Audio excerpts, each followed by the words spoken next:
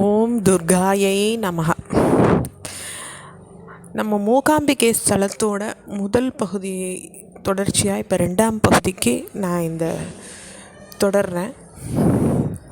தொடர்றச்சே பார்த்தா ஆதிசங்கரர் தவம் புரியறதுக்கு இடத்த குகையை நிர்ணயிக்கிறதையும் சித்திரமூல குகைன்னு அதுக்கு பேர் வர்றதையும் பற்றி நம்ம பார்த்தோம்.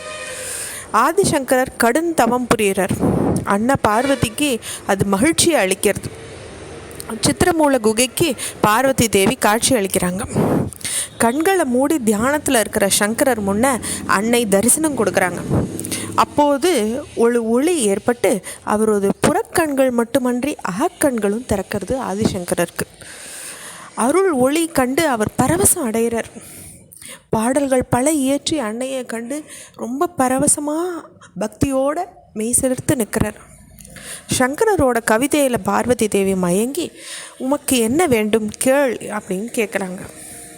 அன்னையே, உலக நன்மைக்காக நீங்களும் கல்வி தேவியான சரஸ்வதி தேவியும் செல்வத்தின் தேவியான ஸ்ரீதேவியும் ஒரே உருவில் ஐக்கியமாகி எங்களோட இந்த ஸ்தலத்தில் என்னோட நீங்கள் வரணும் அப்படின்னு சொல்லி வேண்டிக்கிறாங்க.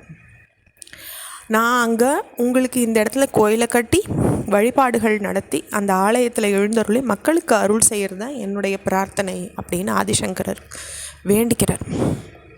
அப்போ பார்வதி தேவி, ஏன்பா கடுந்தவம் இருந்திருக்க, நான் உனக்கு காட்சியும் அளிச்சிருக்கேன், நீ மூவரையும் கேட்டு தவம் புரிஞ்சதுனால மூவரும் உமக்கு காட்சி தருவோம்னு சொல்லி அந்த மூவருமா, அதாவது சங்கரர், மலைமகள், அலைமகள், கலைமகள் மூவரையும் இணைத்து சித்திரமூல குகையில் அவர் கடுந்தவம் புரிஞ்சிருக்கார்.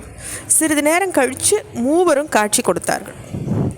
மூவரும் தனித்தனியே வராமல் ஒரே உருவத்தில் நீங்கள் வரணும்னு ஆதிசங்கரர் கேட்டுக்கிறார். அப்படி ஒரு அழகிய உருவம் தாங்கி கொல்லூரில் நீங்கள் நிலை கொள்ளணும்னு சங்கரரோடைய வேண்டுகோளாக இருக்குது. சங்கரா, நீ முன்னாடி நடந்து போ, நான் உன்னை பின்தொடர்றேன்னு அம்பாள் சொல்கிறாங்க. அப்படியே அவங்கள பின்தொடரும்போது நீ பின்னாடி பார்க்கக்கூடாதுன்னு ஒரு கட்டளையை இடுறாங்க. நீ என்னை பின்னாடி திரும்பி பார்க்குறியோ அப்போ அந்த இடத்துல நான் தங்கிடுவேன்னு சொல்கிறாங்க தேவி.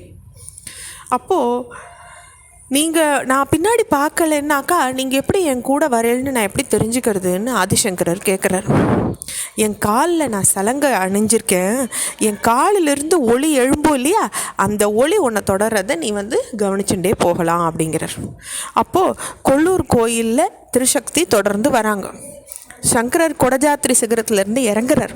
சௌபர்ணிகா ஆற்றங்கரையில் நடக்கிறார். சலங்கை ஒளி கேட்டுட்டே இருக்குது. அதனால் அவர் திரும்பியே பார்க்கல. மூவரும் ஒருவரான அண்ணன் அவர்களை பின்தொடர்ந்து வராங்க. நடக்கும்போது ஸ்வர்ணரேக சுயம்புலிங்க கோயில் வருது வழியில். அதை தாண்டி செல்ல அன்னை விரும்பவே இல்லை. சலங்கை ஒளி எழாத வண்ணம் அங்கே வராங்க தேவி. ஒளி நின்றுட்டே அப்படின்னு திரும்பி பார்த்துட்டார் ஆதிசங்கரர். அப்போது அன்னை சுயம்புலிங்கத்துக்கு முன்னே நிலை கொண்டுடுறாங்க. இப்படி நிலை கொண்ட அன்னை தான் மூகாம்பிகை அப்படின்னு கொல்லூரில் அழைக்கப்படுறாங்க. அந்த வழிபாட்டு முறைகளையும் ஏற்படுத்தி தரார் ஆதிசங்கரர். வெற்றி, கல்வி, செல்வம் ஆகிய மூன்றையும் அள்ளி வழங்கக்கூடியவள் இந்த கொல்லூர் மூகாம்பிகை அப்படின்னு அந்த தல கஷேத்திரத்துக்கு பெருமையை உண்டாக்குறார் ஆதிசங்கரர். ஓம் ஸ்ரீ தேவியை நமஹ.